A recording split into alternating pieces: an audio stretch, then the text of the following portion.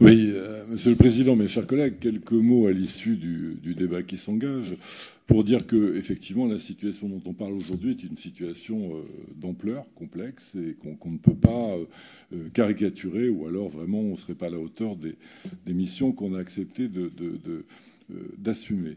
Alors, pour ne pas le caricaturer, moi, je crois, Monsieur le Président, je voudrais quand même être sûr que vous ne vous livrerez pas à un exercice qui serait un exercice pas totalement, comment dire, satisfaisant, qui serait de parler de la dernière couche des problèmes que nous avons, c'est-à-dire effectivement l'effort qui nous est demandé par le gouvernement, dont on ne connaît pas encore les derniers contours, les contours précis. Enfin, on va en juger bientôt, en oubliant les autres causes de la situation globale qui est faite au département en général et au département de la Gironde en particulier. Les causes, quelles sont-elles? Premièrement, tout à l'heure, l'orateur précédent parlait d'un défaut de prévision budgétaire. Oui, c'est vrai, il y a eu des défauts de prévision budgétaire au niveau gouvernemental. Il y en a eu aussi au niveau départemental, puisque la première raison qui comment dire, nous met dans la difficulté, c'est la mauvaise anticipation de la baisse des MTO. On savait tous, il ne fallait pas être grand clair pour comprendre qu'il y avait une évolution forte du marché.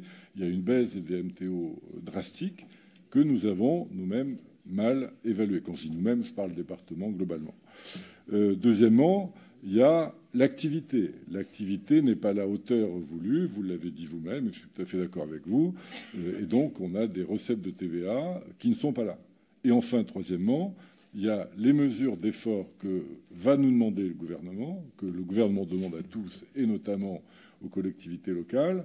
Il va falloir juger si celles-là sont bien dimensionnées, sont correctes, et dans l'esprit du propos qui est tenu par Jacques Breillat.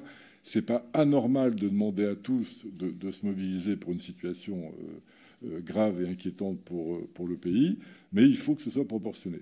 Donc on a ces trois niveaux de responsabilité qu'il faut toujours redire, parce que moi, je ne voudrais pas que le 14 décembre, par exemple, ce soit un moment pour ne pas présenter la dernière couche des difficultés comme étant la cause totale et définitive de toutes les difficultés auxquelles on a affaire. Sinon, ce serait de la politique politicienne. Et je crois que par rapport à la situation que nous avons à traiter, c'est vrai que les débats du budget vont être des débats complexes, hein, on en est tous d'accord, eh bien, on a un devoir d'objectivité. Un devoir d'objectivité, et je crois qu'on ne peut pas s'autoriser à se laisser aller aux facilités, on va dire, d'ambiance électorale ou préélectorale.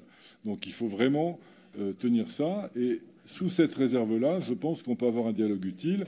Si ça ne devait pas être le cas, ce serait plus compliqué.